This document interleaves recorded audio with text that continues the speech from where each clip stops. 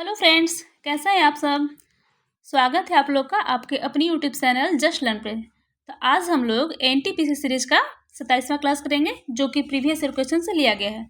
अगर आपको ये वीडियो पसंद आता है तो आप इसे लाइक करें, सब्सक्राइब करें और साथ में शेयर भी करें। और आज से पहले का जितने भी क्लासेस हो चुके हैं उन सारे क्लासेस को प्लेलिस्ट में लगा दिया गया है। आप उसे आराम से आसानी से वहाँ पर जाके देख सकते हैं। तो चलिए आज का फर्स्ट क्वेश्चन हम लोग स्टार्ट करते हैं। फर्स्ट क्वेश्चन है, एक्स और वाई एक कार्य को क्रमशः 28 और 20 डेज में पूरा करते हैं। ये एक्स और वाई का क्या है, ये है 28 डेज और ये 20 डेज में। आगे बोल रहा है एक्स ने अकेले कार्य शुरू किया और 4 दिन बाद वाई उसका साथ शामिल हो जाता है। पहले तो इसका निकालते हैं कि एक्स और वाई का क्या हो जाएगा। यहाँ से टोटल वर्क अगर निकालेंगे तो 28 और 20 कैल्शियम लेंगे तो 140 हो जाएगा। 28 से काटेंगे तो ये 5 बार में और ये 20 7 7 बार में कटेगा। 4 दिन क्या बोल रहा है कि एक्स अकेला कार्य किया, यानी कि 5 का एफिशिएंसी, ये हमारी एफिशिएंसी है दोनों एक्स का और वाई का, और ये हमारा टोटल कार्य है 140। ठीक है, तो हम लोग ये देखेंगे कि 5 का एफिशिएंसी से कितना दिन अकेले कार्य किया, वो 4 दिन कार्य किया। इसका मतलब ये हुआ कि 20 कार्य वो अकेले कर चुका, ये अकेले एक्स किया। ठीक है, इसका मतलब कार्य कितना आगे बच गया, 140 में से 20 घटाएंगे तो 120 कार्य है जो कि बच गया, और उसी कार्य को कौन किया है, वाई के साथ किया है, एक्स और वाई दोनों मिलके। इसका मतलब ये हुआ कि 7 वाई का एफिशिएंसी और 5 जो है एक्स का एफिशिएंसी, यानी कि 7 5 12 एफिशिएंसी से 120 कार्य है जो टोटल, उसको 12 एफिशिएंसी से किया जाता है। तो कितना दिन टाइम लगेगा, 12 × 120 यानी कि 10 दिन लगेगा। इसका मतलब ये हुआ पहले से तो 4 दिन काम कर चुका था कौन, एक्स किया था ना वो 4 दिन, और आगे दोनों मिल के किया 10 दिन किया, ये 10 दिन। इसका मतलब 14 दिन जो कार्य हुआ, ये टोटल मतलब कार्य करने का दिन लगा 14 दिन, जो कि इतना ही दिन तक समय तक चला ये कार्य। उसी के बारे में पूछ रहा था कि कार्य को पूरा होने में कितना समय लगा, तो 14 डेज, ऑप्शन नंबर बी। ठीक है, अब हम लोग नेक्स्ट क्वेश्चन देखते हैं। नेक्स्ट क्वेश्चन हमारा है, चक्रवृद्धि ब्याज की एक निश्चित दर पर एक धनराशि 2 वर्ष में बोल रहा है 6400 हो जाता है और 4 वर्ष में 8100 हो जाता है। तो पूछ रहा है कि चक्रवृद्धि ब्याज की दर ज्ञात करें। इसके लिए हम लोग ये जानते हैं कि अगर 2 वर्ष में 6400 होता है और 4 वर्ष में कितना हो जाता है, 8100। इसका मतलब ये हुआ कि 2 साल का डिफरेंस है, इसका हम लोग को वर्गमूल करना पड़ जाएगा। ठीक है, वर्गमूल करेंगे तो क्या हो जाएगा, ये 80 का हो जाएगा और ये हमारा हो जाएगा 90 का। इस रेशियो में हो गया। 80 से हम लोग का ये 0 0 कट जाएगा, क्या बचेगा, 8 से हमारा कितना बढ़ा, 9, यानी कि 1 बढ़ा। यहाँ से कितना बढ़ा, 1 बढ़ा ना, कितना से बढ़ा, 8 से बढ़ा। तो 8 से बढ़ा 1 तो कितना हो जाएगा, परसेंटेज निकाल देंगे तो ये दर निकल जाएगा। ये हो जाएगा 12 × 96 12.5% हो जाएगा हमारा आंसर, जो कि ऑप्शन नंबर हमारा सी में है। ये हमारा ब्याज की दर निकल गया। ठीक है, इसी तरह से बनाइएगा तो ज़्यादा अच्छे से इजीली बन जाएगा। ठीक है, अब हम लोग नेक्स्ट क्वेश्चन देखते हैं। नेक्स्ट क्वेश्चन हमारा है, 5 से 14 तक की सभी प्राकृतिक संख्याओं के घनों का योग ज्ञात कीजिए। 5 से 14 के बारे में बात कर रहा है, तो सबसे पहले हम लोग देखेंगे 1 से लेकर 14 तक देख लेंगे इसका, और माइनस क्या कर देंगे, 5 से बोल रहा है यानी कि 1 से लेकर 4 तक को हम लोग माइनस कर देंगे, 1 से लेकर 4 तक को हम लोग माइनस कर देंगे। ठीक है, तो उसका घन का योग निकालेंगे तो हमारा आंसर आ जाएगा।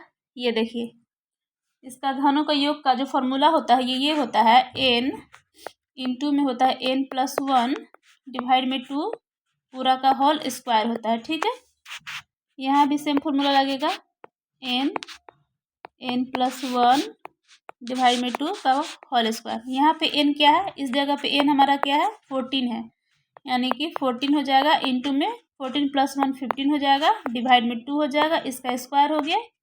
और यहाँ पे हमारा n क्या हो जाएगा, 4 है, इसका मतलब 4 × 4 + 1 5 हो जाएगा, डिवाइड में 2 इसका स्क्वायर।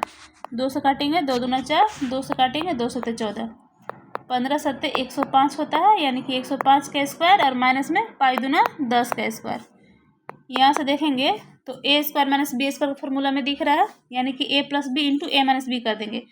a + b करेंगे तो क्या हो जाएगा, 105 और 10 115 हो जाएगा, इंटू में a - b करेंगे तो 95 हो जाएगा। ठीक है, इन लोग दोनों को अगर हम लोग मल्टीप्लाई करेंगे तो क्या आ जाएगा हमारा 10925 हमारा हो जाएगा मल्टीप्लाई करने के बाद। ये हमारा आंसर ऑप्शन नंबर हमारा सी में है। ठीक है, अब हम लोग नेक्स्ट क्वेश्चन देखते हैं। नेक्स्ट क्वेश्चन है, एक चतुर्भुज के कोनों का अनुपात 5:8:10:13 दिया हुआ है। तो आगे पूछ रहा है कि इन कोनों में से सबसे छोटे कोण का माप पूछ रहा है कि क्या होगा। हम लोग ये जानते हैं कि चारों कोनों का योग क्या होता है चतुर्भुज का 360 डिग्री होता है। ठीक है, 360 डिग्री होता है चारों कोण का योग। और यहाँ हम लोग देखेंगे इसमें रेशियो में इसका योग क्या हो रहा है 5 और 8 13, 13 26 और 10 36 हो जा रहा है। ठीक, तो यहाँ से क्या निकल जाएगा 10, यानी कि सबसे छोटा जो कोण होगा उसको कौन सा हो जाएगा 5 वाला रेशियो में, यानी कि 5 × 10 हो जाएगा 50 हमारा सबसे छोटा कोण हो जाएगा, जो कि ऑप्शन नंबर हमारा बी में है। ठीक है, अब हम लोग नेक्स्ट क्वेश्चन देखते हैं। नेक्स्ट क्वेश्चन हमारा है, सोहन ने अपने खर्चे में 25% की कमी की। उसके बाद बोल रहा है कि बाद में उसने खर्चे में 10% की और कमी की, तो उसे खर्चे में कुल मिलाकर कितनी प्रतिशत कमी हुई। पहले तो 25 कमी कर रहा है, -25 हो जाएगा। बाद में फिर से 10% की कमी की, यानी कि -10 फिर से हो जाएगा। ये दोनों माइनस माइनस मिलके प्लस हो जाएगा, यानी कि 25 × 10 डिवाइड में हो जाएगा 100। इसको सॉल्व करेंगे तो क्या आता है 25 से 25 चौका 100, 2 से काटेंगे तो 2 दूना 4, 2 5 10, यानी कि ये हुआ कि -25 - 10 -35 हो गया, और प्लस में हो गया कितना 5/2, यानी कि 2.5 हो गया। घटाएंगे तो क्या हो जाएगा 32.5 हमारा हो जाएगा कमी, प्रतिशत कमी हमारी यही हुआ, ऑप्शन नंबर डी ये हमारा आंसर हो गया। ठीक है, अब हम लोग नेक्स्ट क्वेश्चन देखते हैं। नेक्स्ट क्वेश्चन है, 6 अंकों की सबसे बड़ी और सबसे छोटी संख्याओं का अंतर पूछ रहा है। सबसे बड़ी संख्या का हो जाएगा 9 9 9 9 9 एंड 9, 6 टाइम्स हो जाएगा 9, और सबसे छोटी संख्या क्या हो जाएगा 1 के बाद 1 2 3 4 5 टाइम्स में 0 हो जाएगा। अंतर बोल रहा है तो घटा देते हैं, क्या हो जाएगा 9 में से 8 हो जाएगा, और सारे जगह पे 9 आ जाएगा। ये कौन सा ऑप्शन हमारा, ऑप्शन नंबर हमारा सी है, ये हमारा आंसर हो गया। ठीक है, अब हम लोग नेक्स्ट क्वेश्चन देखते हैं। नेक्स्ट क्वेश्चन है, यदि ए बी सी डी और ई बाएं से दाएं के क्रम में एक संख्या के अंक है तो वह संख्या ज्ञात कीजिए। अगर ए बी सी डी और ई बाएं से दाएं क्रम में लिखा हुआ है तो वो संख्या क्या हो जाएगा, संख्या ये होगा ई तो हो जाएगा यूनिट प्लेस पे। ठीक है, प्लस में क्या हो जाएगा डी के साथ 10 का मल्टीपल हो जाएगा, सी के साथ 100 का मल्टीपल हो जाएगा, फिर बी के साथ हो जाएगा 1000, और ए के साथ हो जाएगा 10,000। ऐसा कौन सा ऑप्शन है, इस टाइप से ऑप्शन में तो नहीं मैच कर रहा है, तो यहाँ 10⁴ कर देंगे तो हो जाएगा 10⁴ इंटू ए प्लस 10⁴ इंटू बी प्लस में 10⁴ सी प्लस में 10 डी प्लस में ई। ये हमारा ऑप्शन नंबर बी से मैच कर रहा है, तो ये हमारा आंसर हो गया। ठीक है, अब हम लोग नेक्स्ट क्वेश्चन देखते हैं।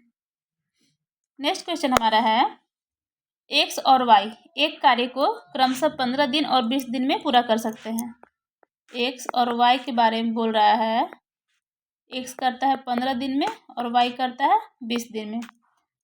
तो यहाँ से टोटल कार्य निकालेंगे तो क्या हो जाएगा 15 चौका 60, यानी कि एलसीएम 60 हो जाएगा, 15 चौका 60 और 20 तिहाई 60 हो जाएगा। ठीक है, आगे बोल रहा है कि जेड की कार्य क्षमता 1 से 5/2 गुनी है, यानी कि ये जेड है वो एक्स का 5/2, एक्स का कार्य क्षमता क्या हमारा 4 है, यानी कि 4 का 5/2 हमारा जेड का कार्य क्षमता है। इफिशियंसी 2 दूना 4 हो जाएगा, यानी कि जेड का एफिशिएंसी हमारा 10 है। ठीक है, तो बोल ये रहा है कि एक साथ कार्य करते हुए एक्स और जेड उसी कार्य को कितने दिन पूरा करेंगे। तो वो कार्य हमारा कितना है 60 कार्य है ना। तो उस 60 कार्य को तीनों मिलकर, यानी कि एक्स का वैल्यू 4 है, वाई का वैल्यू 3 है और जेड का वैल्यू 10 है, ये तीनों एफिशिएंसी है। तो इस एफिशिएंसी करेगा तो कितना टाइम लगेगा 10 3 13 और 4 17, यानी कि 17 से डिवाइड कर देंगे तो हमारा हो जाएगा आंसर 60/17। ऑप्शन नंबर बी हो जाएगा। ये हो गया हमारा आंसर। टोटल कार्य 60 था और इफिशियंसी हमारा 17 है। ठीक है, अब हम लोग नेक्स्ट क्वेश्चन देखते हैं। नेक्स्ट क्वेश्चन हमारा है, दो बर्तनों की धारिताएं क्रमशः 132 लीटर और 69 लीटर हैं। उस अधिकतम आकार के कंटेनर की धारिता ज्ञात करने के लिए बोल रहा है जिसमें से दोनों बर्तनों की सामग्री पूर्णतया मापा जा सके। इसका मतलब ये हुआ कि ये है 132 लीटर और ये है 69 लीटर। ठीक, तो दोनों को मापने के लिए हम लोग क्या करेंगे, एचसीएफ निकालेंगे तो हमारा हो जाएगा प्रॉब्लम सॉल्व एचसीएफ से, जिससे दोनों कंटेनरों का मापा जा सकता है। यानी कि दोनों के एलसीएम एचसीएफ निकालेंगे तो हमारा क्या हो जाएगा, एचसीएफ 3 आ जाएगा। 3 इससे भी हो जाता है और ये इससे भी, यानी कि 3 हो जाएगा, दोनों में कॉमन। ठीक है, तो इसका मतलब ये हुआ कि 3 लीटर हो जाएगा, यानी कि 3000 सीसी हमारा आंसर हो गया, ऑप्शन नंबर बी। ठीक है, अब हम लोग नेक्स्ट क्वेश्चन देखते हैं। नेक्स्ट क्वेश्चन हमारा है, एक दर्जी 1 मीटर कपड़े को 5 टुकड़े कर सकता है। ठीक, तो उसके पास 57.6 मीटर कपड़ा है, तो वह इस कपड़े को कितने टुकड़े कर सकता है। 1 मीटर को 5 टुकड़ा कर सकता है, तो 57.6 मीटर को कितने टुकड़े करेगा, मल्टीप्लाई कर दीजिए तो हमारा आंसर आ जाएगा, यानी कि 288 हो जाएगा हमारा आंसर, ऑप्शन नंबर सी। ठीक है, इसी तरह से क्लासेस को देखने के लिए आप मेरे चैनल को लाइक करें, सब्सक्राइब करें और साथ में शेयर भी करें। Thank you.